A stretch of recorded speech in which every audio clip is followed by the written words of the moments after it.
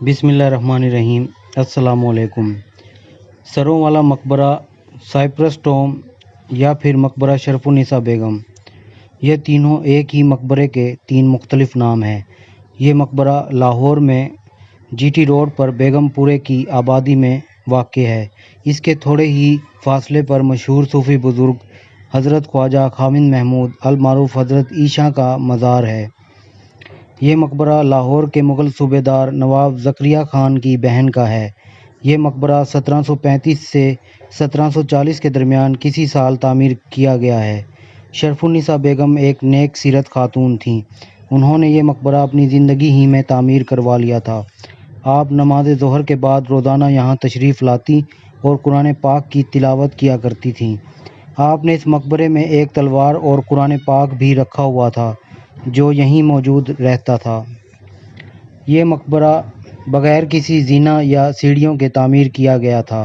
جب آپ بیمار ہوئیں تو آپ نے وصیت کی کہ مجھے اس مقبرے کی اوپر والی منزل میں دفن کیا جائے اور میری تلوار اور قرآن پاک کو بھی اسی مقبرے میں رکھا جائے۔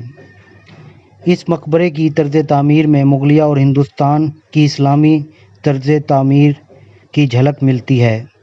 تاہم مغلیہ طرز تعمیر میں اصل قبر تہہ خانے میں ہوتی ہے، جبکہ اس مقبرے میں ایسا نہیں ہے۔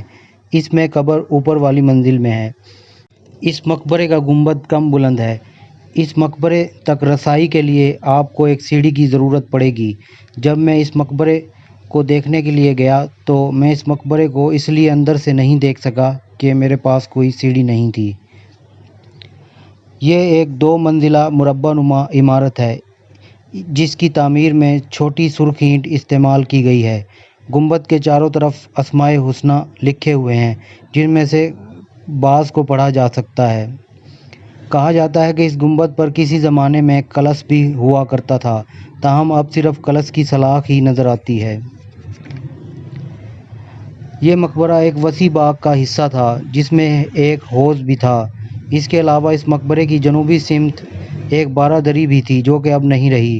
اب موجودہ صورتحال یہ ہے کہ یہ مقبرہ ایک چھوٹے سے باغ کا حصہ ہے جس کے 3 اطراف جنگلے لگے ہوئے ہیں، جبکہ مغربی طرف گھر کی دیوار ہے۔